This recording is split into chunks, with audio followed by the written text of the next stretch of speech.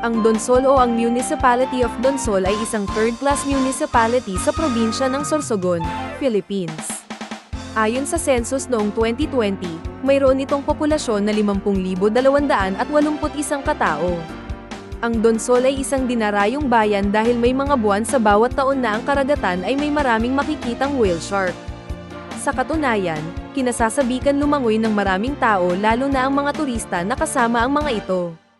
Ang mga whale shark ay makikita sa pagitan ng Nobyembre at Hunyo ngunit may pinakamataas na presensya sa pagitan ng Pebrero at Mayo. Ang whale shark ay lokal na pangalang Batandeng. Ang pagkakaroon ng mga whale shark sa bayan ng Donsol ay kilala ng mga lokal na residente sa loob ng higit sa 100 taon. Subalit ang mga lokal ay naniniwala na ang mga higanteng ito ay mapanganib. Nagbago ang maling akala na ito noong ika-26 ng Disyembre, 1997 ng isang grupo ng mga scuba diver na pinamumunuan ni Romir Aglagub, isang diving instructor ng Professional Association of Diving Instructors o PADI ang natuklasan na ang Batandeng ay isang masunurin at maamong isda. Ito ay nang nakipag-ugnayan at samamang lumangoy ang grupo ng PADI sa higanteng isda.